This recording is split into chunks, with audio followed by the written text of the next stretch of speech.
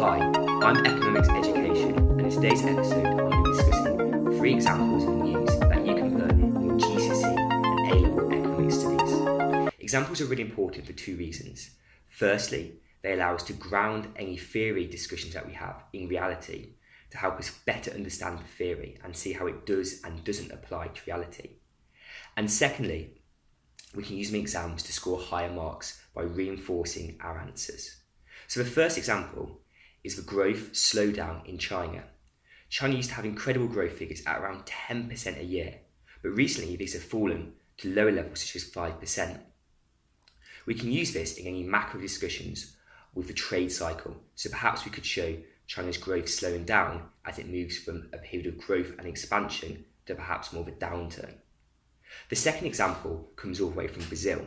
Brazil's recently had a new president who's aiming to introduce new policies to cut the level of regulation for producers. If some of these cuts in regulation result in a decrease in the cost of production, then Brazilian producers will be able to better export goods as they can produce it for a cheaper level.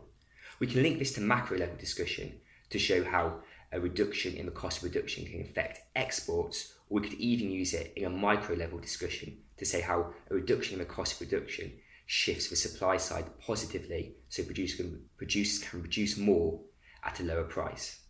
And the third example I'd like to talk about is Apple's profit warning. Apple recently announced a profit warning which caused a big shock to investors. So if we think to what the definition of profit is, it's the difference between revenue that the business makes from selling the products and the cost of production that it costs for business to produce the products.